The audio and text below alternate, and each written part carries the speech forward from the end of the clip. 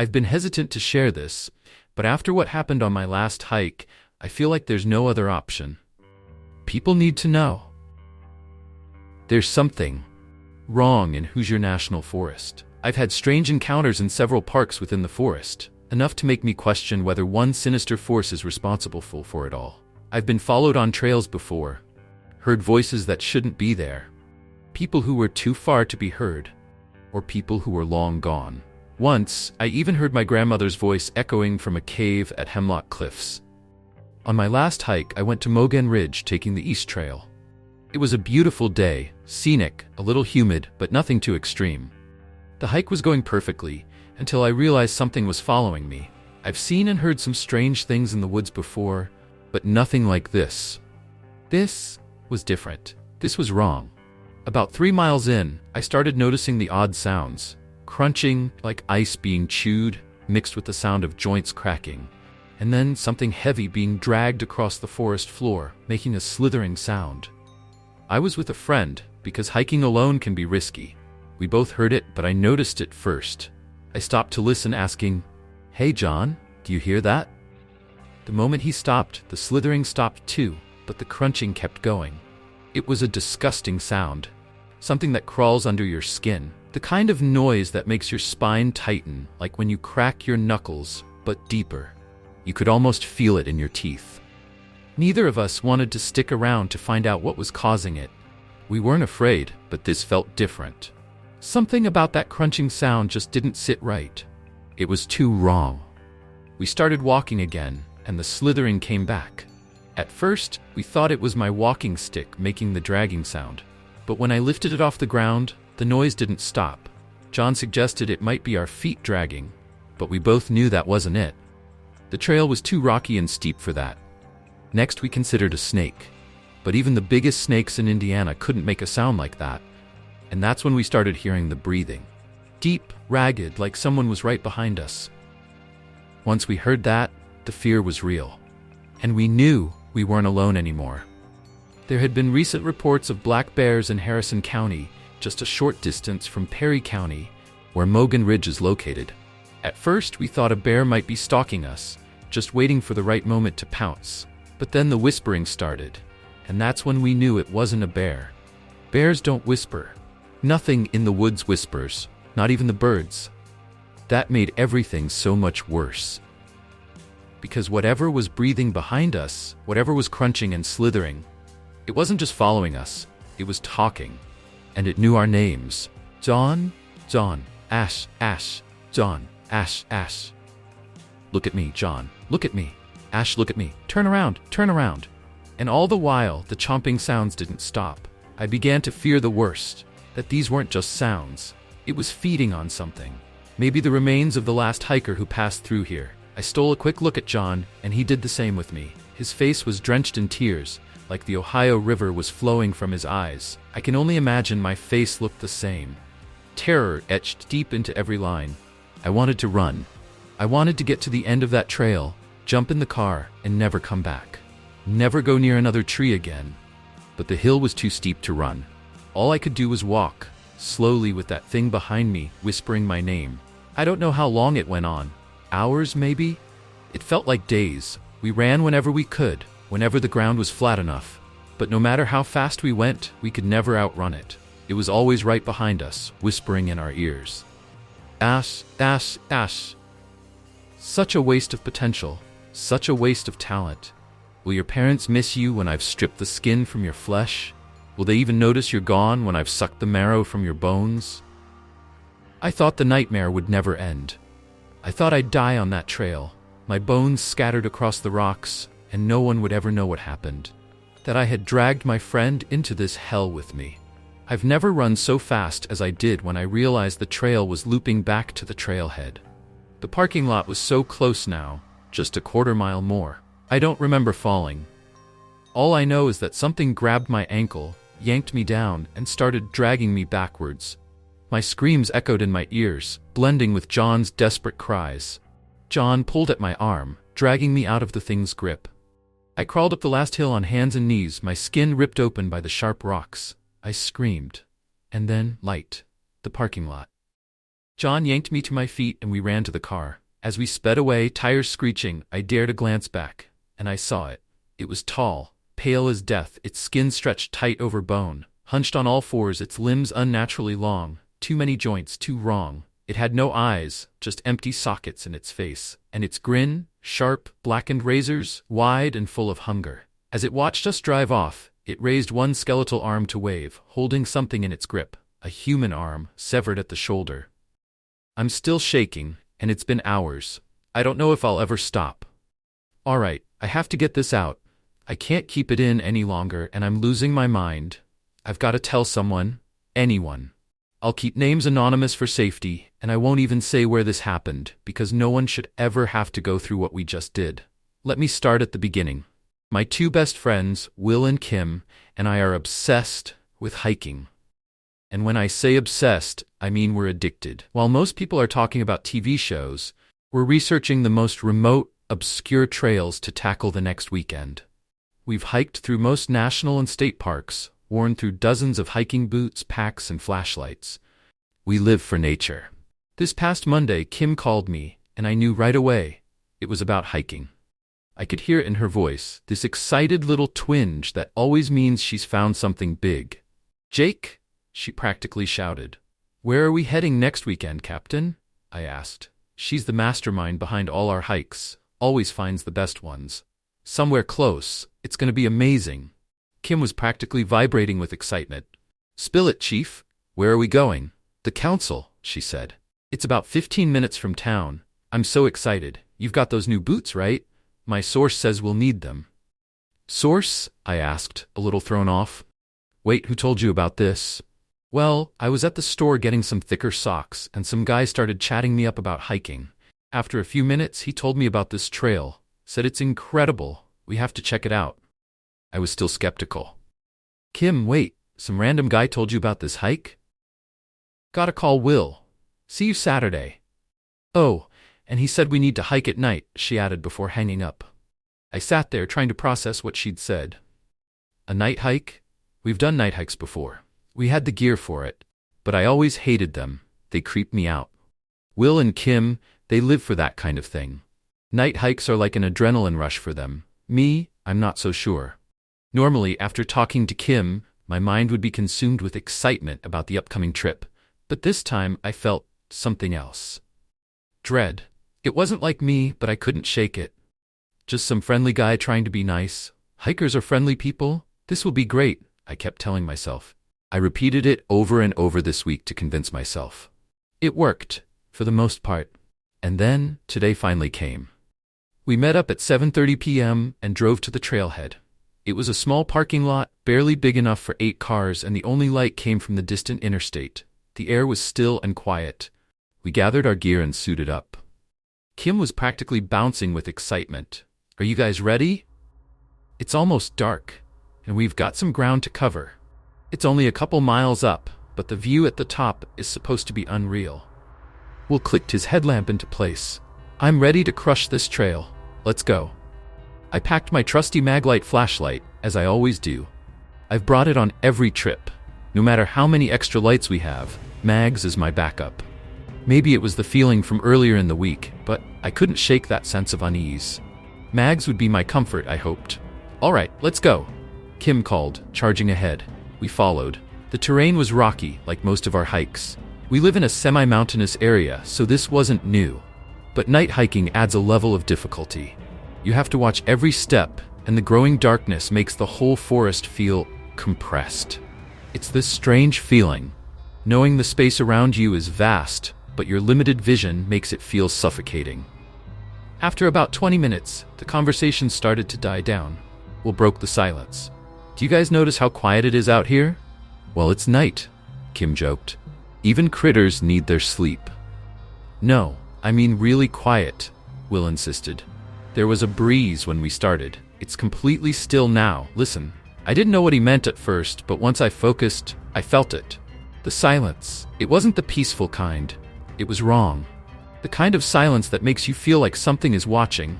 A chill ran down my spine. Kim shrugged it off. "It's fine, guys. Maybe there just aren't many animals around here. I bet we'll get a breeze once we climb higher." Her feet shuffled forward, and Will followed her. I hesitated, but then trudged after them. About 45 minutes in, the trail started to narrow. The rocky path had been tough, but now it was only about 2.5 feet wide at most. I paused for a moment, and despite every instinct telling me not to, I glanced to my right. What I saw made my blood run cold. The darkness on that side wasn't just dark, it was a black abyss. Even with my LED headlamp, it felt like I was hiking next to a bottomless pit. The light from my headlamp seemed to disappear into the nothingness beside me. There were trees, but the ravine seemed to stretch down forever. It felt like something was pulling me in, like the darkness itself wanted me to stumble, to fall, and be swallowed whole. I snapped myself out of it and hurried to catch up with Will, who was just ahead. And that's when it happened. I had just caught up to Will when we both heard it. The sound was so loud that we both jumped, instinctively grabbing each other. "What the hell was that?" Will stammered. "A critter?" I tried to sound calm, but I knew it wasn't just a small animal. "Seriously, Jake, what kind of animal makes that sound? It sounded like a wolf or a dog, but wrong." We brushed it off. We live near wild dogs, and sometimes they roam in packs. It sounded far off, nothing to worry about. So we kept moving, trying to push the unease down. We finally caught up with Kim. "Did you hear that?" Will asked, trying to keep his voice even. "What noise?" Kim asked, confused. "Are you serious?" Will said, his voice rising. "We're in a silent, pitch-black forest, and you didn't hear that howl just now?" "I don't know what a mythological dog sounds like, but I didn't hear anything," Kim said. "Kim, I heard it too." "Will's not making it up," I said, trying to stay calm, but I could feel my heart pounding in my chest. It wasn't just the sound that rattled me, it was the feeling, like something had just scraped the surface of something else in the woods, something I didn't want to know about. "Guys, don't be such babies," Kim started, but she was cut off. The howl came again. This time, it wasn't a distant noise. It was right above us. My heart nearly stopped as I flung myself against the embankment, grabbing onto anything I could, rocks, bushes, just to hold myself in place. I could hear Will and Kim doing the same. But the howl kept going. It wasn't just a wolf's howl. No, this was something else, a howl mixed with the scream of a woman, furious, in pain. It was so unnatural that it shook me to the core. If I wasn't already trembling, I was now. And then, just like that, it stopped. The air went completely still. No footsteps, no sounds of any kind, just silence. Like someone had hit a switch. Kim whispered, her voice trembling. "Okay, I heard that. What was that?" "Something I really don't want to meet in the dark," Will stammered. We all stood up, brushing ourselves off. Normally, we're pretty hardcore. We don't even bother with odometers, just a good sense of distance from years of hiking. Kim spoke again, barely above a whisper. "I think we should leave. We're not even halfway, but we can make good time going back." Will nodded, but his voice still shook. "If we weren't already on edge, I'd call you Captain Obvious." "You just did," Kim shot back, her attempt at humor barely masking the tension. We turned to head back down when a new sound caught our attention. At first, it was hard to place, but then it became unmistakable. "Don't those sound like?" Will trailed off, his voice faltering. "Oh God, are those voodoo drums?" Kim's voice was low, almost reverent. She'd spent time in Africa, particularly with tribes in Togo, so if anyone knew about voodoo drums, it was her. "Are you serious?" Will snapped, panic creeping into his voice. "We're already terrified, and now you're telling us they're voodoo drums?" I could hear him speeding up, desperate to get away. The drums grew louder, closer. The rhythm quickened, almost in sync with Will's frantic footsteps. I called out softly, "Will, careful, man. There's a nasty part ahead." But he didn't hear, or didn't care, he just kept running ahead. "Why is he such an idiot sometimes?" Kim muttered, rolling her eyes. Then it happened again. Over the thundering drums we heard that howl. That same horrible, unearthly sound now right in front of us. "It's in front of us," Kim said, her voice barely a whisper. "But how? There's only one way up. It didn't pass us." But she didn't finish. A third sound cut through the air. A horrible, inhuman squeal. It started almost like laughter, but then twisted into the most desperate, tortured sound I'd ever heard. And it just kept going. "I am so creeped out," Kim breathed, her voice shaky. I could only nod. I was too terrified to say anything. We kept moving down the trail, trying, failing to ignore the drums behind us and the screams ahead. And then we found it. I can't fully describe it. It was like a nightmare made flesh, blood, organs, a mess. I couldn't stop crying. Poor Will. Poor Will. Kim vomited. The darkness seemed to swallow everything, spinning, the screaming. It was him. Will. He was the third scream. I couldn't think. I couldn't breathe. I was paralyzed. My best friend, just gone. The drums. Oh God, the drums. Our headlamps flickered. Kim's light died completely. She started screaming, clawing at her head, desperate to escape whatever nightmare we were in. Those drums. I grabbed her hand and pulled her. My flashlight went out next. I grabbed Mag's. It was the only light left. As I stumbled through the darkness, choking and gasping for air, the drums got louder. They were everywhere. I almost thought I heard chanting, but I didn't care. I focused on getting out. Finally, we reached the bottom of the trail, and I shoved Kim into the car, jumping into the driver's seat. I slammed on the headlights and just sat there for a moment, trying to process everything. Kim was screaming at me to leave, over and over, but I couldn't move. I was glued to the trailhead. I knew it. I knew something was coming, something that had taken Will, and I had to see it. Even with the car doors locked, the drums were still clear as day, just as loud as when we were outside. Kim was sobbing, begging me to go, when the most horrific, hellish scream, like a hound from hell, pierced the air. It was right next to her window. All I saw was a void of blackness. And teeth. Lots of teeth. That was it. I slammed my foot on the gas and sped off, tearing back to the interstate. We just got back to my apartment, and neither of us has spoken a word since we left the trail. I had to write this down. I need to tell someone, anyone, because I don't know what else to do. I don't know what happened, or what's gonna happen. I don't even know if I'll ever sleep again. I'm still coughing. Does anyone have any idea what the hell we encountered out there? I need to lie down for a bit. I'll check back here in a little while. I'm honestly losing my mind with every second that ticks by. I didn't sleep much last night. Kim did, but only because she practically overdosed on NyQuil. Even she said she had horrific nightmares all night long, not just about what we saw and heard, but other strange things.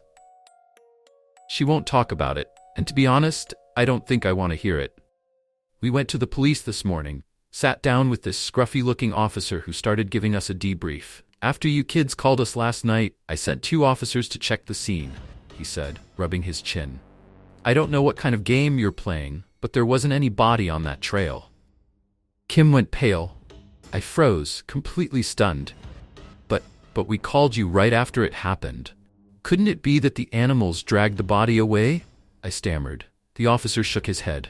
The amount of gore you described should have left evidence, markings, blood, something. But there was nothing on the trail. No blood, no organs, no signs of foul play. Your friend wasn't killed out there. I sat back trying to process it. I saw Will's body. I saw it with my own eyes. I glanced at Kim. She was looking at me like I was looking at her. We both knew something was off. The officer kept going.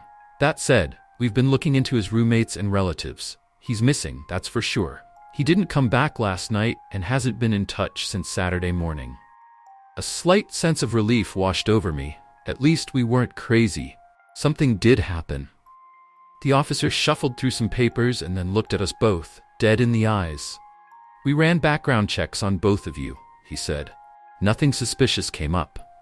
But if you don't mind, I'd like to ask a few more questions, just to be thorough. He asked for our contact information, alibis, the usual stuff.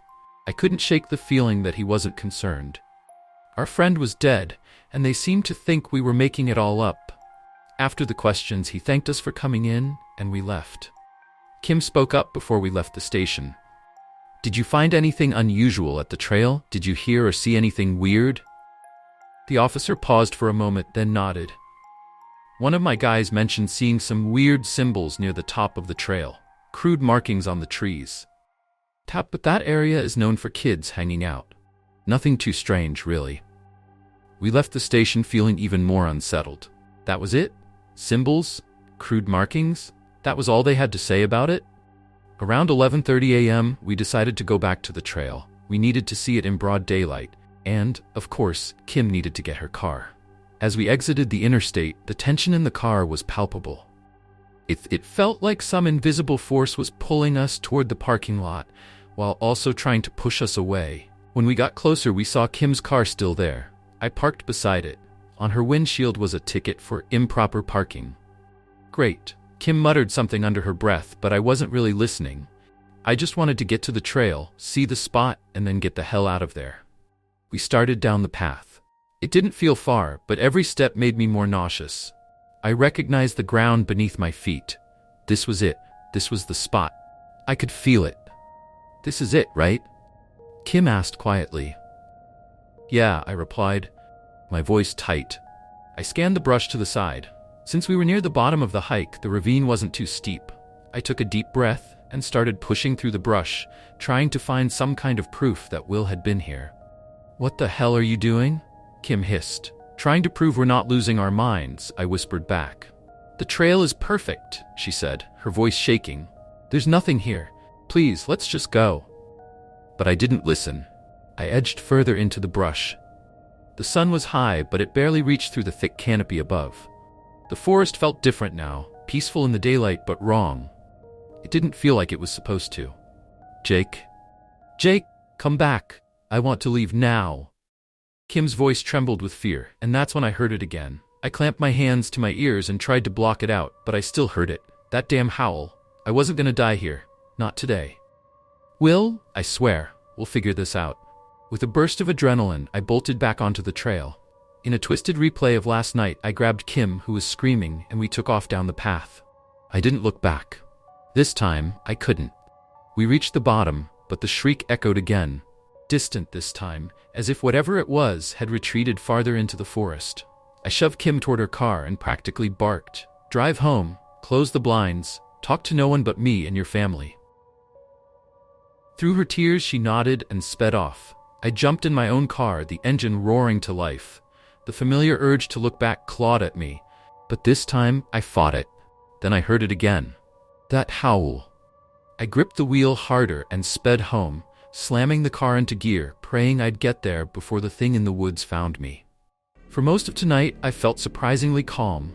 I listened to some music, answered a few emails, tried to put it all behind me. But then I got a text from Kim. I'd missed her call while I was in the shower. I thought about driving over to her place since it's just a few miles away. Then I heard it. The howl. It sounded like it was coming from my driveway. I looked. I couldn't help myself. And now, I wish I hadn't. I saw its eyes, red, glowing, and its teeth. It wasn't right next to the house, but I could feel it staring at me. I'm losing my mind. Every hour, I hear that howl. It changes direction, sometimes closer, sometimes farther away. All my doors are locked. I've said the Lord's Prayer about 100 times, and I think I've sweated through 2 shirts. Please, send good thoughts my way. I need them. I texted Kim a while ago, haven't heard back. I wonder if I'll ever stop shaking. I'm terrified, almost losing it. The kicker? I haven't heard a single howl all day, not once. This morning, I called into work. Geez, man, you sound terrible, my supervisor said. You okay? Yeah, I think I'm coming down with something, I replied. Well, better stay home then. We'll see you tomorrow. I texted Kim after a sleepless night to ask if she heard anything. No, nothing. Feeling a little braver, I peeked out the window, scanning the yard. Suddenly, the neighbor's dog darted across my driveway and nearly gave me a heart attack. Once I calmed down, I checked the comments on my post. Someone suggested I get a shotgun, but I decided to try something else first. Fight fire with fire, one commenter said. They recommended burning sage and using it as a ward. I felt a bit more confident as I wafted the incense around the house and even in my car. I kept going, my arms sore from the motion. I called Kim and told her to do the same. By lunchtime, I felt almost normal. The TV was on in the background, a sandwich on the table, a gentle breeze coming through the windows. For a moment, I thought maybe it was all just a bad dream. Maybe my mind had invented the whole thing. But then I realized how wrong that thought was. Kim was here. Kim went through it too. But what if we both somehow shared the same nightmare? Even if that were possible, Will was still missing. He wasn't the type to disappear without a trace. Not normally. Sure, he'd been a bit of a wanderer when things got rough. A few years ago, he took off for a few days after a bad breakup. The cops weren't happy. His parents were even less thrilled. But this wasn't like that. We were out hiking the other night, having fun, enjoying nature. Now he's gone. Or worse, he's dead. My phone chirped to life. The number was unfamiliar. I hesitated before answering. Hello? Hello? Is this Jake? Yes, who am I speaking to? Just a friend, came the gravelly voice on the other end. I'm sorry, I've had a rough few days, I replied, trying to steady my nerves. Who are you, and what do you want? My name is Father Peter. I know your friend William. He attends my church. I understand he's gone missing. I felt like I'd been hit with a punch to the gut. My heart raced, and for a moment I thought I might hear that horrifying howl again. I braced myself, but the silence was deafening. I forced myself to breathe as the priest continued speaking. If you have time today, meet me at the coffee shop near St. Torroth. Anselm, that's my church. We need to talk, but not there. Too many ears. Can you make it? I gulped, my mind racing. Was this some kind of trap? How did he know we were friends? But I had to find out. Father, if I may ask, I need some proof I can trust you. With Will missing, I'm not sure who I can believe. Can I trust you? There was a long pause, like time itself had slowed down. I paced around, waiting for the answer. There are things in this world that no one should bear alone. I want to help you, Jake. His words felt real. I reasoned that if some random priest knew about Will, even though he barely attended his church, there was no point in running. I had to meet him. We set the appointment for 2:30 p.m. I arrived about 20 minutes early. I'm the type who likes to be first, especially when meeting new people. Gives me the upper hand. I sat down, opened my iPad, and positioned myself in the corner of the coffee shop, the entrance directly ahead of me. I barely had time to open my emails when a voice from my side startled me. You must be Jake. I jumped in my seat. I looked over, and there, with a newspaper lowered, was Father Peter. How did he sneak in? How the hell did he know it was me? The old man smiled, his eyes cold but somehow compassionate. He was short, probably no taller than 5'3". His thinning hair was completely white, and he sported a surprisingly nice beard for a man in his late 70s. He extended his hand. Nice to meet you, my son. I took his hand, but the tension in me was thick. I'm sorry, Father, I blurted out. But this is all a bit strange. I mean, I don't think Will ever came to St. Anselm much. How did you know I was his friend? And how did you know he's missing? Father Peter raised a hand and chuckled softly. I'm not some psychic priest, Jake. Will's parents used to attend my congregation, but they left a few years back. They called me, desperate to find out if I'd seen Will. I told them I hadn't seen him in a couple of months. They then asked me to get in touch with you. Turns out, you still have the same number. I let out a deep breath. At least he wasn't in on whatever the hell was going on. But I was still on edge. I leaned forward, preparing to ask the one question that had been eating at me. I don't know anything, Father. All I know is that he was hiking with us one moment, and then he was just gone. He just disappeared? Father Peter asked, his voice sharp. Not exactly. I couldn't finish the sentence. Tears welled up in my eyes. How could I explain to him that my friend was ripped apart, when even I was starting to question what I had seen? The priest's eyes grew cold. Hiking. He disappeared while you were hiking. The edge in his voice made my skin crawl. Where exactly were you hiking? I glanced over my shoulder, paranoid that someone might overhear us. It was a trail, outside of town a bit. I think it was called the Council. Father Peter's expression shifted. His eyes flared with a mix of emotions. He lowered his voice almost to a whisper. Oh, my dear boy, why did they ever reopen that trail? I looked at him, confused. You were hiking the Council when it happened. Please tell me, it wasn't after dark, was it? My silence was all the answer he needed. Oh my God, he muttered under his breath. This is worse than I thought. It's serious. You need to tell me everything, quietly and truthfully. No lies, Jake. This is no time for that. I hesitated for a moment, but I didn't sense any danger in him. Something about his demeanor made me feel like he understood, like he had seen things far worse than what we'd experienced. I began telling him everything, the fate of our friend, the howls, the drums, the eyes, how it felt like we were being hunted. Father Peter listened in silence, his face growing more solemn with every word. When I finished, he let his head sink, as though he knew exactly what we were going through. But then his head snapped back up, and he quickly asked, Wait, you've seen the eyes, but you haven't actually seen it, have you? No, just the eyes and the teeth. Praise the Lord, he whispered, his voice heavy with relief. There is hope. Listen to me now, Jake. You have to do exactly what I say. First, he handed me a rosary and his personal Bible. Take these. I know it's hard, but you must. I tried to protest. I didn't want to take his personal Bible, but he shoved it into my hands. Take it. Do not question this. Now, write down your email address on this paper. I'll send you prayers. At midnight tonight, start reading the book of Psalms. Don't stop until you fall asleep. His voice was firm, as if giving orders. I felt like a soldier being sent into battle. Tell your friend to do the same, he added quickly. He rose abruptly, crossing himself as he placed a hand on my shoulder, murmuring a prayer in a language I didn't understand. Father Peter took my email address, looked me in the eyes, own filled with tears, and said, I can't promise that I can keep you safe, but I'll try. Godspeed, Jake. You'll hear from me soon. And with that, he hurried out of the coffee shop and ran across the street to the church. What just happened? I left the shop feeling more confused and unsettled than ever. I drove home in a daze, trying to process everything that had just occurred. Once there, I went outside and waved more sage incense around my car and the perimeter of my house, just like Father Peter told me to. I locked every door and window, then called Kim to update her. She's always been skeptical about religion, but when I told her what the priest said, she just replied, if this could help, I'll pray all night. It's been almost a full day now, and I haven't heard a single howl.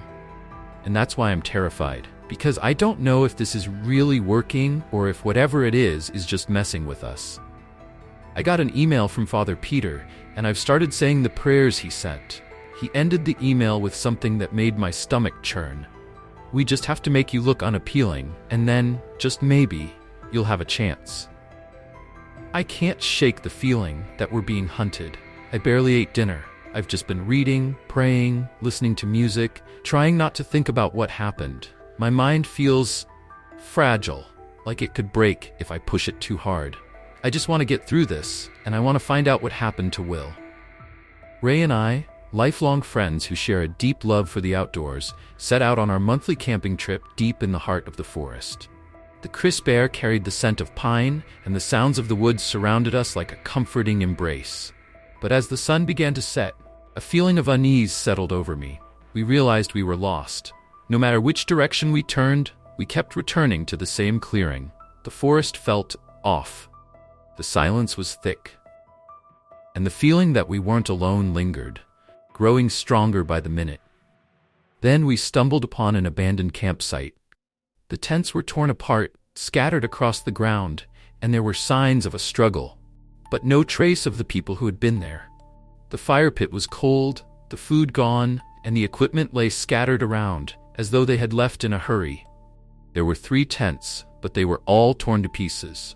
Despite our growing dread, we decided to stay the night, hoping to figure things out in the morning. Using our phone flashlights, we constructed a makeshift shelter out of branches and the torn tent fabric. We huddled together in our sleeping bags, trying to stay warm, sharing the last of our trail mix and energy bars. As night fell, the forest felt like it was closing in on us. Every rustle of leaves, every creak of the trees seemed louder than it should have been. Our breath clouded the cold air, and I could feel the weight of fear pressing down on me, making it hard to breathe. Throughout the night, I couldn't escape the nightmares. Images of the torn campsite and the missing campers haunted me.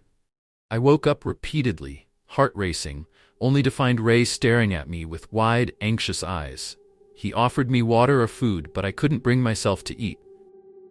I was too shaken to do anything but wait for the morning. When the sun finally broke through the trees, we crawled out of our makeshift shelter. Our bodies were stiff, our minds still clouded by fear. The abandoned campsite loomed in front of us, and I couldn't shake the feeling that it was somehow tied to our situation. Ray suggested we search the area thoroughly, hoping to find some clue about what had happened or how to escape the woods. We split up. I went south, following a creek that might lead us out of the forest, while Ray investigated the hills, hoping to find a trail or some sign of civilization. The woods around me were thick with underbrush, the damp earth sucking at my boots with each step. The silence was broken only by the occasional bird call, but it did little to ease the tension building in my chest. The deeper I went, the stronger my sense of unease grew. I tried to stay focused, but no matter how hard I tried, I kept looping back to the abandoned campsite. The torn tents and scattered belongings looked more ominous each time I saw them, like something was pulling me back there. I kept pushing forward, determined to find a way out, but after hours of wandering, I finally saw movement in the distance. My heart skipped a beat as I recognized Ray, his clothes torn, his face drawn with exhaustion and worry. I rushed to meet him, relief flooding my chest as I saw his familiar face. "Ray, I can't believe this," I said, shaking my head. "I keep looping back to the campsite. No matter which way I go, I always end up right back there. It's like something's keeping me here." Ray nodded, his face grim. "Yeah, me too," he said quietly. "It's like we're stuck here." We collapsed on a fallen log, sitting in silence for a moment, our fear growing stronger with every passing second. "We can't stay here much longer," Ray said, his voice low. "We're running out of food." "I know," I said, my voice low, "but I don't know where else to go. Every time we try to leave, we just end up back here." I pointed toward the abandoned campsite, feeling a cold shiver crawl down my spine. Suddenly, Ray jumped to his feet and hurried toward one of the torn tents. "Wait, Ray, what are you doing?" I scrambled after him, my heart racing. He stopped in front of a tent and reached down, pulling something out. "Look," he said, holding up a can of beans. "There's still food here. Maybe we can find more."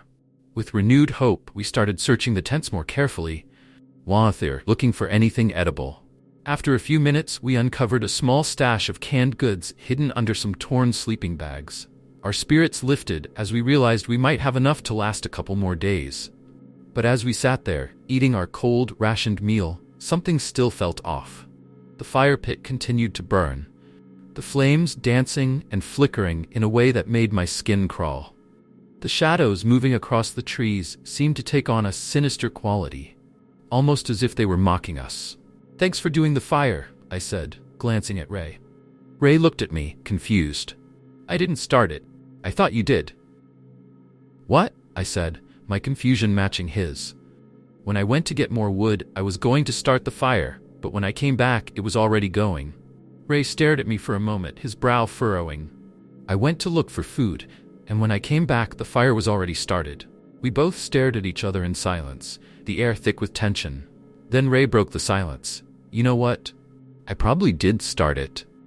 It's just muscle memory from all the times we've done this before." But I could tell from his tone that even he didn't believe it. Neither of us was buying the excuse. Something wasn't right. The fire seemed to burn on its own, as if it had a life of its own. It felt mocking, somehow. I shivered and wrapped my arms around myself, trying to keep warm as the temperature dropped even more. The shadows in the trees seemed to grow darker. I couldn't shake the thought that we had run out of water. We'd filled our bottles at the station on the way in, but we had only planned to camp for 2 days, and now we were heading into the third. Before I knew it, I had fallen asleep, curled up in my sleeping bag beside the fire. But I was jerked awake by the sound of someone running. I bolted upright, heart racing, and turned on my flashlight. "Ray!" I whispered urgently, shaking him awake. I quickly explained what I had heard, and we both got up to investigate the campsite. My heart pounded in my chest as we moved through the dark. Suddenly, I tripped over something hard, falling to the ground with a thud. I reached out, my hand brushing something cold. I gasped as I realized it was a human hand. "Oh God!" I screamed, scrambling backward in terror, crashing into Ray. We both scrambled away from the body, our eyes wide with fear as we tried to process what we had just discovered. The body was that of a man, dressed in tattered rags, his skin cold and unnaturally pale. His eyes were wide open, staring blankly into nothingness, and his mouth was frozen in a silent scream. But what really caught my eye was the strange symbol carved into his back. Ray hesitated for a moment before reaching out to touch the body. He pressed his fingers against the man's neck, searching for a pulse, but found nothing. "He's dead," Ray whispered, his voice trembling. I couldn't stop staring at the symbol. "What does it mean?" I asked, my voice barely above a whisper. Ray shrugged, fear in his eyes. "I don't know. Maybe it's some kind of mark, like a sign that someone or something is watching us. The thought sent a chill down my spine. But why would someone carve it into his back? I asked, still staring at the cold, lifeless body. Ray seemed just as unnerved as I was. Maybe it's a cult thing. Maybe they mark their members like this. I shuddered at the idea. But why leave him here to die? And why are they after us? Ray didn't answer, his gaze fixed on the body. I could tell he was just as terrified as I was, but he was trying to make sense of everything. In my panic, I started to feel a desperate need to place blame. My eyes locked onto Ray, and without thinking, I blurted out, "You did this, Ray? You brought us here," I shouted, tears welling up in my eyes. "It's your fault." Ray's expression shifted to one of shock and hurt. "What? How can you say that?"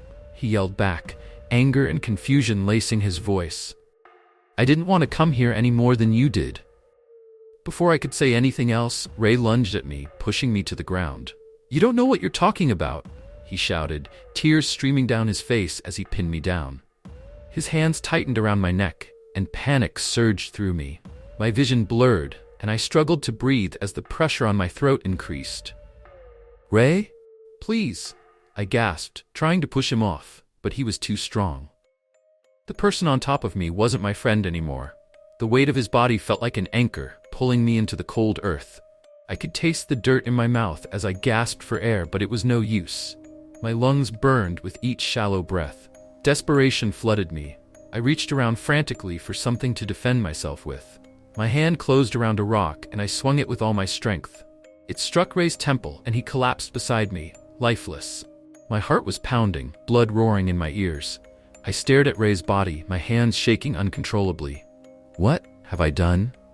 Tears streamed down my face as the reality hit. I killed him. Guilt crushed me, suffocating me with its weight. I struggled to get to my feet, my legs weak and unsteady. The silence in the forest was deafening, and it felt like the woods themselves were holding their breath, waiting for me to make a move. The body of my best friend lies motionless in front of me, his lifeless eyes staring up at the sky. I can't believe I just took his life. Tears streamed down my face, my hands trembling uncontrollably. I can't comprehend what I've done. How will I ever live with myself after this? In a panic, I ran. There was only one destination in mind, away. The forest seems to close in around me, like a nightmare I can't escape. No matter how many times I think I'm on the right path, I always end up back where I started. It's like the trees themselves are conspiring to keep me here, trapped in a never-ending maze. My heart pounds in my chest, my lungs burning with every breath. I try to remember what happened, but the memories are fragmented, like pieces of a horror movie I can't fully piece together. The events are jumbled, and I can't make sense of any of it. Fueled by panic and disbelief, I hurriedly buried Ray's body in a makeshift grave, my mind reeling. I gave him a laughable funeral, sobbing as I apologized to him for what I'd done. I remembered how safe and secure I'd always felt around Ray. How could I have ended up here? After less than an hour of mourning, a horrible thought crossed my mind. The body we found in the tent. I didn't know him, but he deserved a proper burial too. I gathered some supplies and headed back to the site. My mind drifted back to the first time I'd seen the man's body, his lifeless eyes staring at the sky. Then I thought of Ray. I'd never seen someone die before, and what happened was far more gruesome than I ever imagined. I knelt to pick up the body, my hands trembling. As I lifted him, his face became more visible. And that's when I froze. It was Ray. My heart dropped into my stomach as I stared at my friend, the very same one I'd just buried an hour ago. How could this be?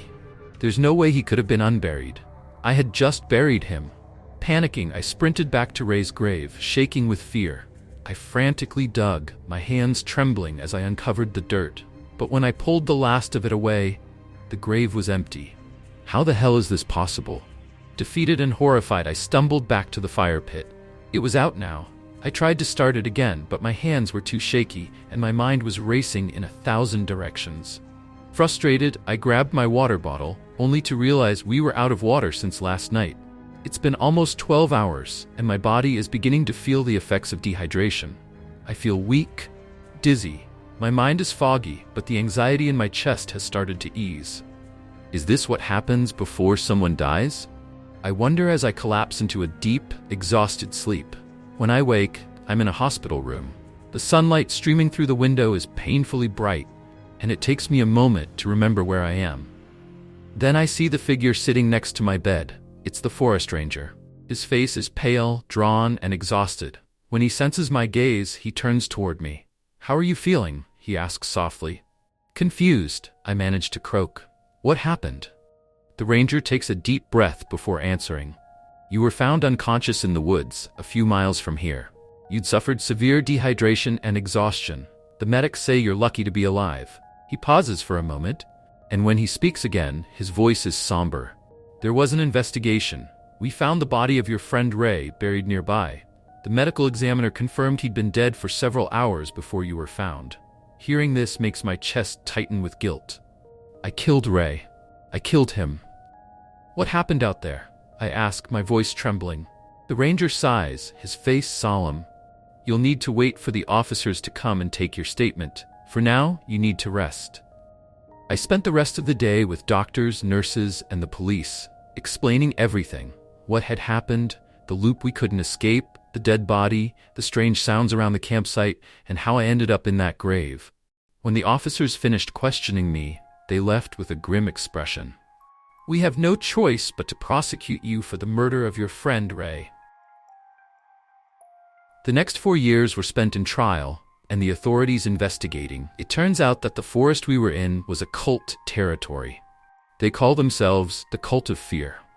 Apparently, they would spike the water at the refilling stations with a mild hallucinogen that would cause fear and anxiety and could make people feel trapped or stuck in a loop. I guess the whole thing with the cult was that they would sacrifice people who were full of fear. They still don't know why or what the motive is, but they have found a couple members who claim the cult moved.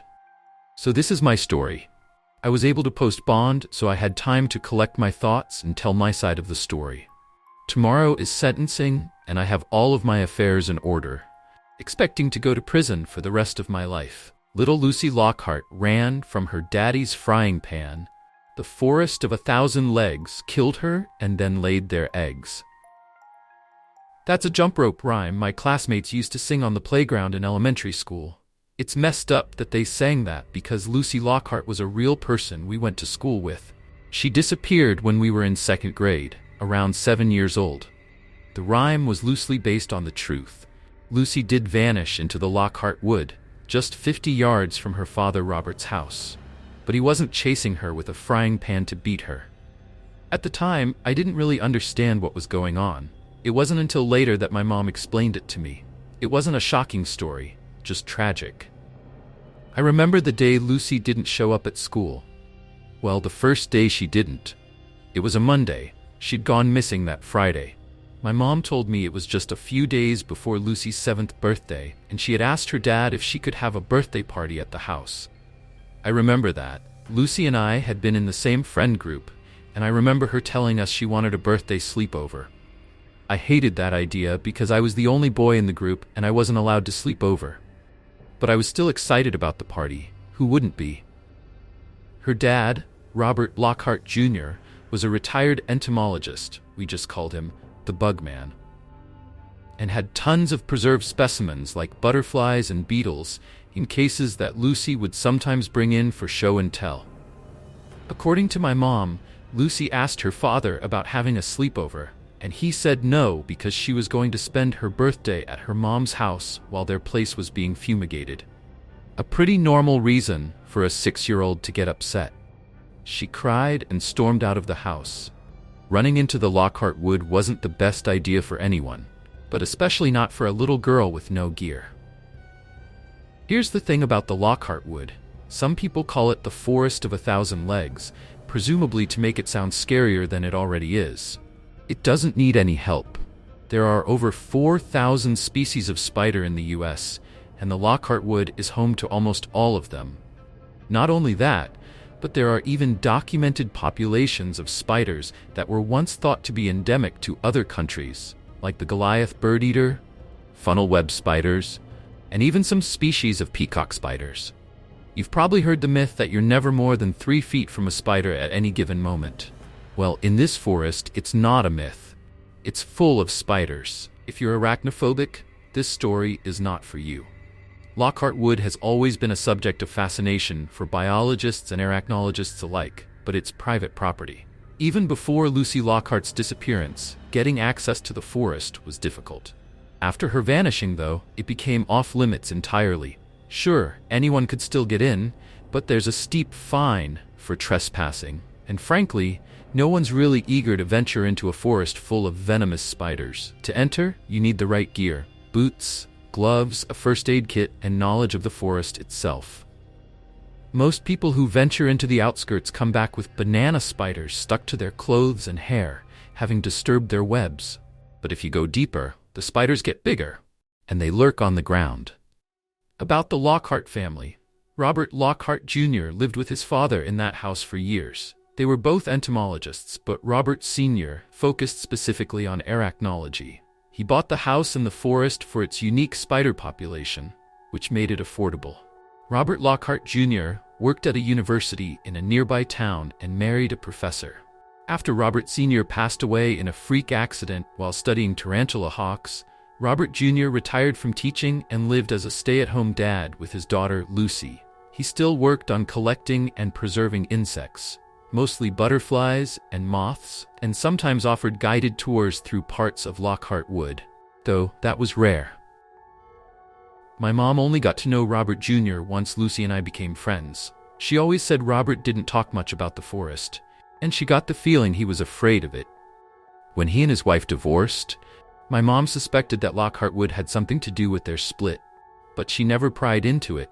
After all, she only spent time with Robert Jr. because of me and Lucy. I remember hoping they would get married so Lucy and I could be like brother and sister. Robert Jr. hated the forest, but he owned it. He made sure anyone who went into it was properly prepared. That's part of the reason my mom never believed he could have killed Lucy, even when he was the prime suspect in the investigation. When Lucy ran off into Lockhart Wood that night, Robert Jr. didn't hesitate. He gave chase in socks, sweatpants, and a t-shirt. He must have been bitten a dozen times the moment he stepped into that forest. He was in there for 4 hours. My mom worked a night shift at the hospital that night, and when Robert Jr. was brought in, he was delirious and swollen all over. They couldn't tell how many bites he had. No hospital in the U.S. had the antivenom for what he had been exposed to, but somehow, Robert Jr. survived. He dragged himself back home after searching for Lucy and only self-administered what little he could. He lost both legs below the knee, but he lived. In the weeks that followed, the investigation was chaotic. Search teams entered the forest, but they didn't cover the entire area. 2 officers on the initial search were bitten by what was most likely a Sydney funnel web spider, and both of them died. A species native to Australia, not the US. The search for Lucy lasted about a week before it was abandoned. My mom says they couldn't search the whole forest, or maybe they wouldn't. More than one officer left the force after the search, and many of them disappeared without a trace. Those who stayed, they don't talk about it. They don't get out much anymore. My mom says she doesn't want to know what they saw. Lucy never turned up. As the investigation continued, the suspicion turned to her father. By the time he was discharged from the hospital, Robert Jr. had already been handcuffed to his bed, even though he had lost both legs. My mom said there was a time when Robert Jr. spent hours crying, repeating, "That forest's got her. Those spiders got my baby girl." But there was no evidence to charge him with anything. No one ever found proof of abuse, and there was no motive for murder. My mom was a witness in the trial, and she said that she never had any reason to believe Robert Jr. would hurt Lucy. He just seemed broken. I didn't know any of this at the time. My mom kept me sheltered from the details, but some kids at school got wind of it, and that's how the jump rope rhymes started. I remember hearing it during recess, and it upset me more than I can explain. I missed Lucy terribly. It's been 11 years since Lucy went missing. To be honest, it doesn't really upset me anymore. It's just one of those sad mysteries that I still think about from time to time. The group of friends Lucy and I shared stayed close until middle school, but then we all drifted apart a bit. I don't think any of us ever really forgot about her, though. I recently graduated high school, and the original group of us got together at a diner to celebrate finally being done with school for good. While we were talking, I absent-mindedly nudged my omelet around my plate and said, "It's been years, but I still wish... Man, I wish Lucy could have graduated with us, you know?" Stella, sitting next to me, leaned her shoulder into mine and knocked our mortarboards together with an understanding smile. "Same here, bud, but she'd be proud of us for doing it." The conversation shifted after that, but that thought about Lucy stuck with me long after we parted ways that evening. It wasn't until the day before I was about to leave for college that I mentioned to my mom that I wanted to stop by the Lockhart house. I wanted to say goodbye to Lucy, if Robert Jr. would let me. "Well," she said over breakfast, "I guess it couldn't hurt. You don't ever get over losing a child, but all things considered, he seems to be... okay. He might oblige you." So, later that afternoon I drove across town, heading towards that dark, looming forest stretching into the horizon. I hadn't been to the Lockhart house in over a decade, but the moment I saw it, a wave of nostalgia hit me. I didn't mourn Lucy anymore, but I cherished the brief time we'd shared. I had a lot of good memories of that house. As I pulled into the gravel driveway, I saw the curtains in one of the front windows shift, so I knew someone was home. Robert Jr. might not want to see me, but there was no harm in trying. I made my way up the porch steps and saw a wooden hanging of a Luna moth on the front door. It looked new, no grime or weathering, and the pale green paint still had a glossy finish. I had expected that Robert Jr. might not care about decorating anymore, considering all that had happened, but it seemed like he'd made an effort. After more than 10 years, recovery is possible. I knocked, and after a few moments, the door opened. Robert Jr. stood there, frowning but curious. "Hey, Mr. Lockhart, I stumbled over my words, unsure how to approach him. "I'm Aaron Lovazinski. You know my mom, Jane, from the hospital." The door opened a little wider as his face softened with recognition. "Jane's boy, yes. You were one of Lucy's little friends, weren't ya? Come in, wipe your feet." I stepped inside, a little embarrassed. "I'm surprised you remember we were friends," I admitted, wiping my feet on the mat, which was shaped like a monarch butterfly. "I remember all you kids," Robert Jr. said with a wave of his hand as he led me further in. I could hear the soft click of his prosthetics on the linoleum. "It was Lucy, you, Stella, and there were 2 little girls named Hannah, wasn't there? You were the one who cried a lot, 'cause you never got to stay for sleepovers."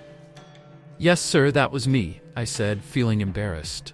Without missing a beat, Robert Jr. asked, "You gay, son?" The question was blunt, almost startling, but his tone wasn't accusatory. I nodded, a little taken aback by his directness. "Yeah," he grunted. "Knew you'd be fine to sleep over with the girls. Could have spared you a lot of whining and crying." Robert Jr. led me through the house past countless framed bug specimens until we reached his living room. It was a large, cluttered space filled with bookshelves and workbenches piled high with papers. Dozens of terrariums in every size lined the walls like trophy cabinets, and the only gap was where the den opened into the kitchen. A bright desk lamp illuminated the whole room, casting light on a magnifying visor headset and a laptop screen. It looked like he'd been in the middle of dissecting a large beetle before I knocked on the door. It was comforting to see that his passion for bugs hadn't been destroyed by the tragedy of losing Lucy to the Lockhart wood. "So, what brings you here, Scooter?" he asked casually as he headed to the kitchen to grab something from the fridge. "Well, we graduated in May and I'm leaving for school tomorrow," I explained. I still think about Lucy a lot, and I was wondering if you had kept any of her things over the years. I just want something to remember her by, if that's okay." "Sir." Robert Jr. came back with 2 beers, shrugged, and said, "Ain't much a little girl has to her name but Hello Kitty bedsheets and Beanie Babies." "Oh man, Beanie Babies?" I grinned at the memory. "That was always my go-to gift. I gave her a bunch of mine." "What, you want 'em back or something?" He noticed my surprised expression and chuckled. "I'm messing with you, boy. Her room's this way." He led me down a long hallway, familiar from when Lucy, our friends, and I had sprinted recklessly down it over a decade ago. I spotted a few framed insect specimens we had knocked off the walls during our roughhousing fits. We reached Lucy's bedroom at the end of the hall, and I was hit with a wave of nostalgia. The room was practically unchanged from when I last saw it. The walls were still pale pink, decorated with pastel cross-stitch artwork made by Lucy's late grandmother. The canopy bed was neatly made, the Hello Kitty bedding still fresh and colorful despite the years of disuse. "Well, we graduated in May and I'm leaving for school tomorrow," I explained. I still think about Lucy a lot, and I was wondering if you had kept any of her things over the years. I just want something to remember her by, if that's okay." "Sir." Robert Jr. came back with 2 beers, shrugged, and said, "Ain't much a little girl has to her name but Hello Kitty bed sheets and Beanie Babies." "Oh man, Beanie Babies?" I grinned at the memory. "That was always my go-to gift." I gave her a bunch of mine. "What, you want 'em back or something?" He noticed my surprised expression and chuckled. "I'm messing with you, boy. Her room's this way." He led me down a long hallway, familiar from when Lucy, our friends, and I had sprinted recklessly down it over a decade ago. I spotted a few framed insect specimens we had knocked off the walls during our roughhousing fits. We reached Lucy's bedroom at the end of the hall, and I was hit with a wave of nostalgia. The room was practically unchanged from when I last saw it. The walls were still pale pink, decorated with pastel cross-stitch artwork made by Lucy's late grandmother. The canopy bed was neatly made, the Hello Kitty bedding still fresh and colorful despite the years of disuse. Shelves were packed with stuffed animals, with a whole shelf dedicated to Beanie Babies, many of which I had gifted her. And then, unexpectedly, there was a long terrarium along the wall with a massive black spider sitting motionless under a blacklight. I recognized it immediately. "No way. That's not." Robert Jr. flicked on the lights, which killed the blacklight, and I saw Lady's leg twitch in the hide, then turned my gaze to the window. It faced the deep, dark green expanse of Lockhart Wood. I stood there, absent-mindedly tracing my fingers along the condensation on the bottle in my hand. "Lady came from the forest, didn't she? How big do they get out there?" Robert Jr. didn't respond right away. I glanced over at him and saw him downing nearly his entire beer. He finished with a frustrated hiss and, after a long pause, said, "Ungodly big. Anyway, take your time. Do what you want. I'll be down the hall." "Okay, thanks."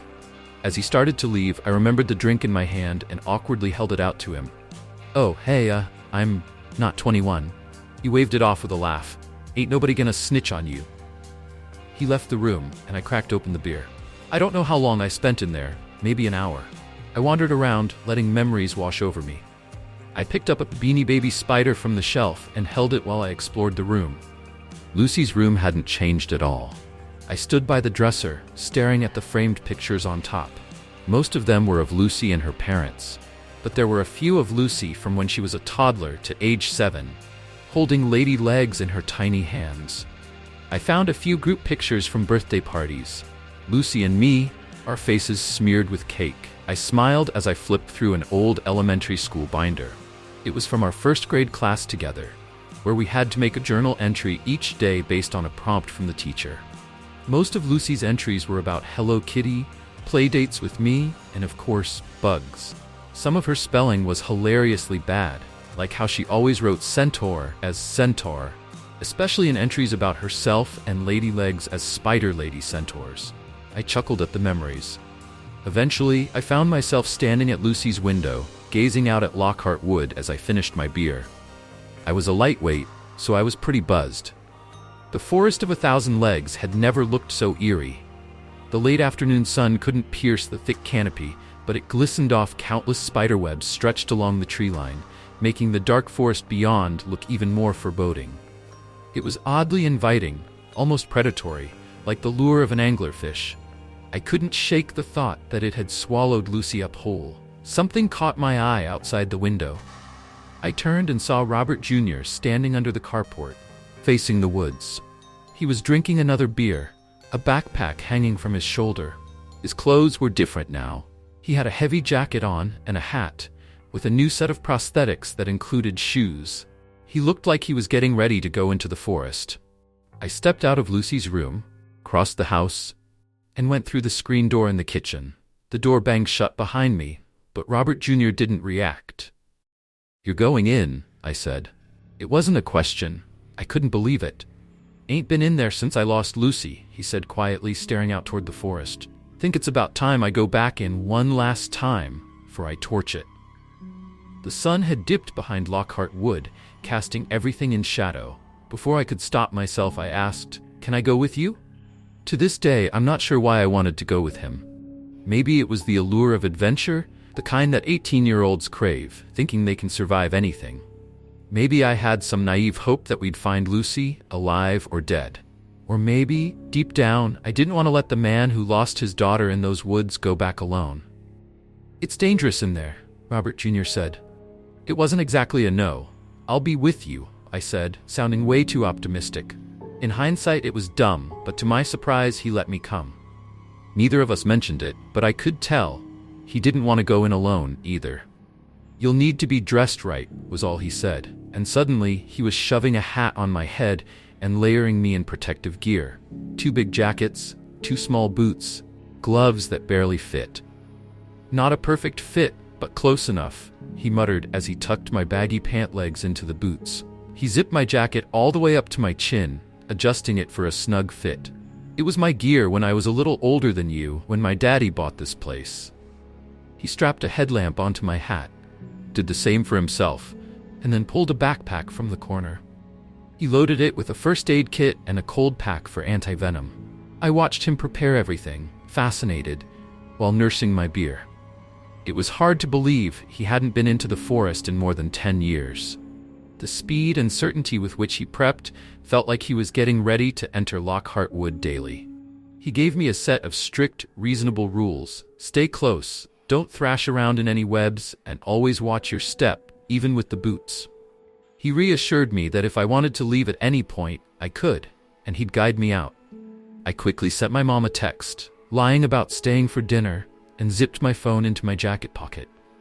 Twilight was fading, the purple sky turning into a deep, inky blue.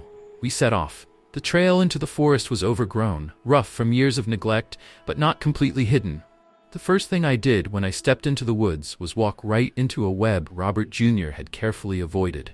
Instinctively, I began flailing, but Robert Jr. caught me with a firm arm across my chest. "Don't thrash," I said, he warned, his voice steady. After assuring me the web wasn't from anything venomous, I carefully picked it from my face and hair and followed him deeper into the forest. It was darker than I'd expected under the trees. A few trees lay suffocated, their trunks wrapped in thick layers of webbing, their leaves shriveled and dead, but most of the forest appeared healthy, spiders and trees living symbiotically. Robert Jr. and I flicked on our headlamps when the moonlight proved too weak to guide us. I looked down, casting a wide beam of light at my feet, and froze. My skin crawled horribly as spiders the size of $50 scattered away from my boots. Not a swarm, but enough to make my stomach churn. "You're all right, son. Those ones won't hurt you." Robert Jr. didn't even look back, but must have heard me freeze. "You want me to take you back?" Pride swelled in my chest, pushing past the fear. "No, I'm fine." A spider crawled slowly over my boot, its long legs brushing against my laces. I quickly shook it off and forced myself to keep moving. I wasn't particularly arachnophobic, but the feeling of hundreds of unseen spiders creeping into my clothing, down my collar, into my hair, it was enough to make my skin itch uncontrollably. The tiny spiders became less of a worry when we reached a fork in the trail. Robert Jr. suddenly crouched, grabbed my sleeve, and yanked me down with him. "Look at this," Robert Jr. whispered, his headlamp fixed on a spider less than 2 feet away. "This here's a nasty one." I froze. A spider the size of my hand stood before us, its 2 sets of thick, hairy legs lifted high. It could have looked comical if not for the vivid, violently red jaws pulsating angrily in our direction. Even worse, the spider was moving, swaying gently, its chelicera throbbing almost obscenely as it inched closer, side to side, each tiny movement sending a ripple of dread through me. "What is it?" I whispered back, wide-eyed. The spider lunged in response to the sound of my voice. Its fangs glinted in the beam of my headlamp, wet and sharp, jutting out from its red, quivering mouth. "Brazilian wandering spider," Robert Jr. said, voice low. "P. ferra, looks like, but hard to tell without a closer look. They only live in South America, except for here, that is. You know." He unzipped 2 pockets and pulled out a second pair of gloves, slipping them over the ones he was already wearing. They might be the deadliest in the world. Instinctively, I took a step back, my heart pounding. But then I froze, my eyes locked on Robert Jr.'s hand as he reached toward the spider. "Don't," I gasped, grabbing his jacket sleeve. The spider struck with terrifying speed, snapping at his 2 fingers with a loud crack that echoed through the forest. It was over in a blink. The spider lunged twice, a blur of red and brown. Horrified, I tugged desperately at Robert Jr.'s sleeve. "Relax," he said, pulling his hand back and showing me his glove, still intact. "Hoss can't bite through these." The spider darted out of our headlamp's beams and disappeared off the trail into the dark woods. Robert Jr. removed his second pair of gloves and tucked them away. "Can't do delicate work with gloves like that, but they'll stop any bite." I stayed crouched for a moment, trembling, my hands clenched into fists.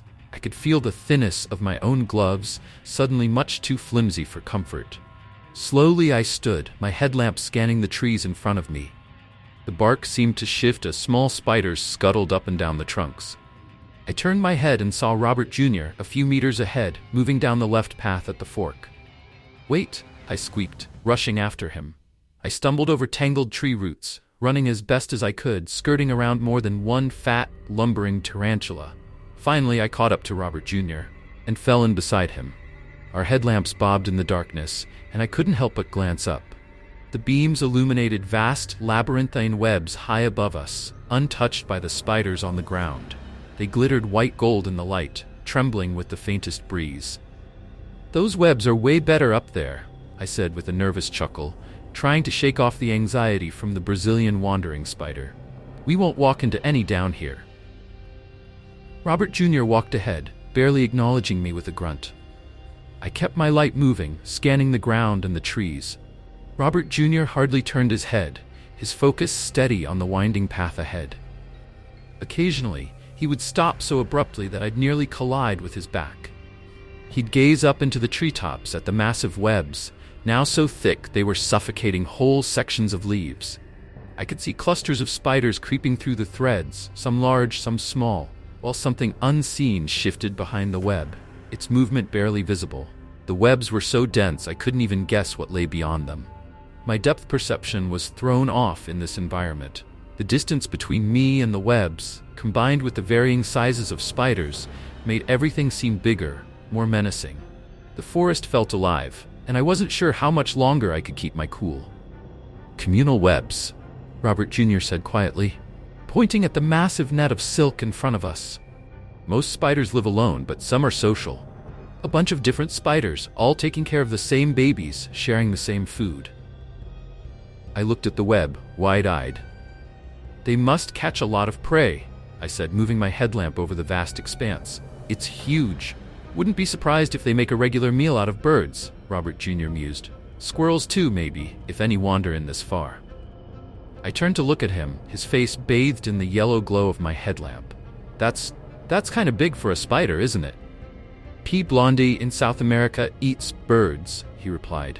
"Biggest spider in the world, at least outside of this godforsaken forest. This place ain't like the rest of the world." He paused, his jaw twitching slightly, before adding, "But they don't make webs. They live in burrows. So, watch your step." I resisted the urge to grab his arm like a child as I swept my headlamp over the edges of our path. The forest floor was littered with spiders, scurrying busily between tree roots, but it was the irregular holes in the ground that made me nervous now. One hole looked big enough to swallow my leg. We walked on, the path mostly clear of webs. But there were a few low-built ones, and each time I wasn't paying attention, I'd walk right into them.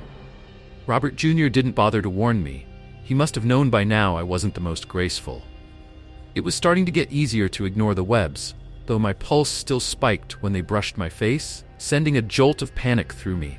When we reached a fork in the trail, I collided with 2 webs in quick succession. I focused on Robert Jr. to complain about him not warning me, but just as I did, I spotted something that stopped me cold. A dense tangle of silk in my headlamp beam, only inches from my face. I couldn't help it. "Come on, Mr. Lockhart, at least give me a heads up," I grumbled, dragging my gloved hands down my face, scraping the web from my skin. Robert Jr. didn't answer. I looked up at him, confused, and then I saw why. Ahead of us, the trail was completely choked in web. The thick strands formed a glistening, nearly impenetrable fog, stretching far into the darkness. Shapes shifted within it, large and ominous, moving in and out of the tangle with unnerving precision.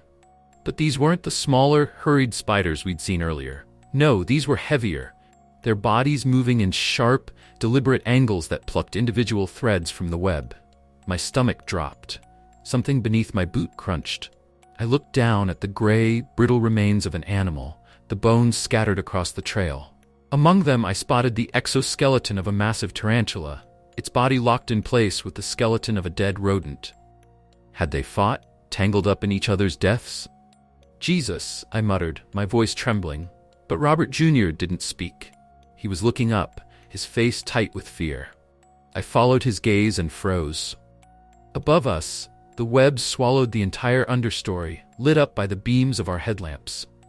Enormous spiders moved within the webs, some the size of fish bowls, with fat, round abdomens and twitching legs thick as pool cues. Their eyes caught the light, reflecting back at us, and the movement of their massive bodies made an unsettling clicking sound, like the grinding of bones. But what really caught my attention was something descending from the web. At first I thought it was a spider carrying a rodent or something in its jaws, but then a small, logical corner of my mind reminded me that spiders don't eat like that. The rodent, if you could even call it that, appeared bisected at the midsection. Its back legs were missing, and its skin was gray, sickly looking, almost like it had mange. But the most horrifying part was its back half, the swollen bulb of a spider's body. It was grotesque. Like some twisted parody of a centaur, the rodent's limp, lifeless torso clinging to its unwitting spider host. There was no way it was real, or at least it couldn't possibly be alive. But the creature's spinnerets kept pumping out a thick line of silk, and I saw the rodent's head twitch. It blinked at us, its eyes black, beady, and far too many of them, staring down at us with sickening curiosity. Its mouth hung open, yellowed teeth glistening in the dim light. I was barely aware of my body moving, of my hand weakly grabbing Robert Jr.'s jacket sleeve and yanking on it. His voice sounded far away, as though he was speaking through thick water. "What the fuck?" Movement at the edge of my vision caught my attention, and for a moment, I thought the ground had dropped away, revealing an embankment. But as I looked closer, I saw that it wasn't a dip in the ground. It was a massive burrow, its gaping mouth opening wide at the edge of the trail. I kept tugging on Robert Jr.'s sleeve, my body moving on autopilot. "What the fuck?" A face emerged from the burrow, ghostly pale against the inky darkness inside, and it seemed to float closer toward us. It was a human face. Too many eyes clustered along the bridge of its nose, glittering black and blinking slowly. The face ducked, long, dark hair hanging in tangled strands, and then, impossibly, a woman's moon-white torso began to crawl out from the hole in the ground. Attached to her waist was the grotesque, hulking mass of a spider's abdomen, the size of a Volkswagen Beetle. Her legs, thick as tree branches, scraped against the leaf litter with a low, thumping crunch. Robert Jr. and I stumbled backward, panicked, knocking into webs as we tried to escape. The creature's legs were striped with white at their joints, and the sight of them, along with the creature's unsettling human form, brought to mind lady legs from earlier. Robert Jr.'s words about their size in the wild echoed in my head. Ungodly big. He seemed lost in thought too, his grip tightening on my arm. "Lucy," he whispered under his breath. My eyes snapped back to the creature's face, its unnatural array of extra eyes surrounding its original ones. As it tilted its head, I knew. I recognized her too. Her mouth opened wide, and the lower lip drooped with something too thick to be saliva. Her arms spasmed and jerked upward, sending a surge of terror through me. Her long, spindly fingers reached for the squirrel spider hanging between us and her. The creature squeaked, its legs thrashing wildly as Lucy brought it to her mouth. I didn't think. I just ran. I pushed my way through webs blindly, heart pounding, lungs burning. I heard Robert Jr. call my name, suddenly too close behind me, and felt his body crash into my back. My face hit the ground hard, the sharp sting of pain exploding across my nose as it broke and started to bleed. Spiders scattered across my vision millimeters from my face before Robert Jr. yanked me back up, spinning me around. I thought he was slapping me, but I realized he was swiping away the spiders clinging to me. "Don't you run off in here, boy!" Robert Jr. hissed, shaking me roughly. Something else'll kill you before? The giant creature loomed behind him, creeping down the path toward us. My mouth opened to scream, but before I could, Robert Jr. clamped a hand over it and spun around, pushing us both into a crouch. I could feel his body pressing into mine, holding me down as I struggled to breathe through my broken nose, my heart racing in terror. I stared with wide eyes as Lucy came closer. "It's okay," Robert Jr. muttered, but his voice wasn't directed at me. He was shaking, his body trembling violently against mine. "It's okay, Lucy. You're okay." She moved closer, her human torso slumped and feeble, in stark contrast to the precise mechanical movements of the spider body that followed her. Her face, despite the 6 unnaturally placed eyes, seemed alert, but her arms hung limply by her sides, and her posture was hunched. Venom and saliva dripped slowly down her chin, pooling beneath her, remnants of the squirrel spider she'd devoured. I could hear her breathing, see her pale throat pulse as she swallowed the remains. "That's a good girl, baby," Robert Jr. murmured, his voice soft and soothing, though his body shook with terror. "Daddy didn't know you lived here, Lucy. We didn't know we'd see you here. You've done such a good job, haven't you, baby? Daddy's proud of you." He was inching us backwards slowly, speaking in a low, almost hypnotic voice, trying to calm the creature before us. The spider's legs shifted slightly, its body moving forward, but then stopping, almost as though it was waiting, watching. Lucy's mouth drooped open once more, and in a voice that sounded like the whisper of wind through dead leaves, she hissed, "Daddy."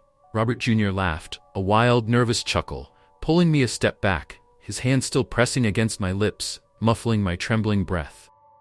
"That's right, baby. Daddy's here. Didn't think you'd see me again in these woods, did you, Lucy? Good girl." Lucy didn't move as we backed away, but her eyes were locked on us, sharp and unblinking. Again, her voice, hoarse, hollow, whispered, "Lucy. That's right, baby. Daddy's gonna take your friend home now, okay? You remember Aaron?" I groaned under his hand, paralyzed by fear, as all 8 of Lucy's eyes shifted to me. She didn't say my name, but I couldn't help but wonder if she still recognized anything of her old self. Was this all just a repetition, a prelude to her final attack? Still, she stood still, watching us silently. "Daddy's gonna take Aaron home. Is that okay, Lucy?" Robert Jr. continued, his voice soft but strained. "Will you let me do that?" There was a long silence before Lucy finally responded. "Okay." "Good girl, Lucy. We're going away now?" "Good girl." We continued backing away, the silence stretching between us. She still didn't move, her gaze fixed on us with unnerving focus. And then, unprompted, her voice pierced the stillness, making my blood run cold. "Come, see me." Robert Jr. made a sound, somewhere between a sob and a laugh. "Yeah, baby, I'll come see you. I'll come back. Just let me take Aaron home first, and Daddy will come see you again, okay?" "Okay."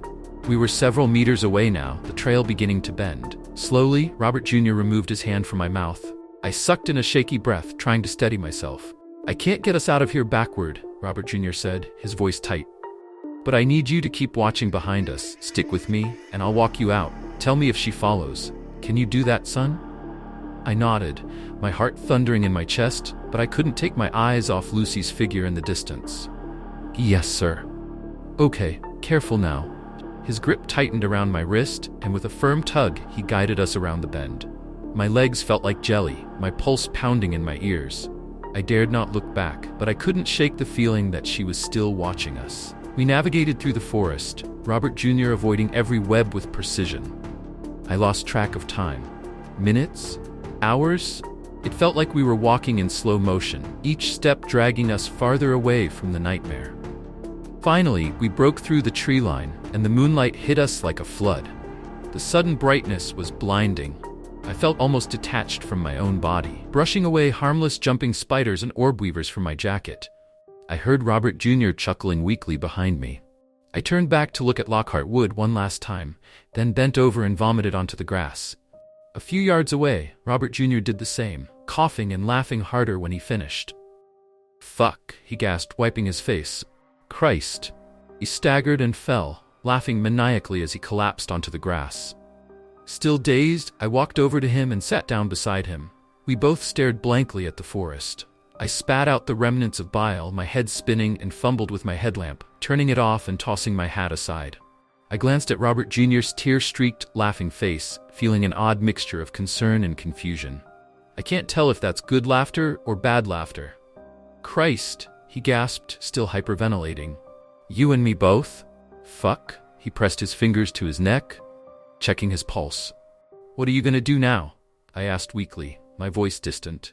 Shit, Scooter, I don't know. Probably visit my daughter every now and then. Damn. He scrubbed his hands over his face and groaned deeply. My mind was spinning. I flopped back onto the grass, staring up at the night sky. The stars looked like tiny white spiderlings. Suddenly, I thought of my mom back at home, and for some strange reason, I blurted out, Hey, you should give my mom a call sometime. She's not seeing anyone. I don't remember getting home that night. I don't remember settling into campus the next day. But I think I'm going to change my major to biology. I think I need to learn more about spiders, about Lucy. And maybe, just maybe, arachnology is the place to start. Stories may end, but the fear remains. Subscribe to uncover more secrets hidden in the darkness. Until we meet again in the world of nightmarish shadows.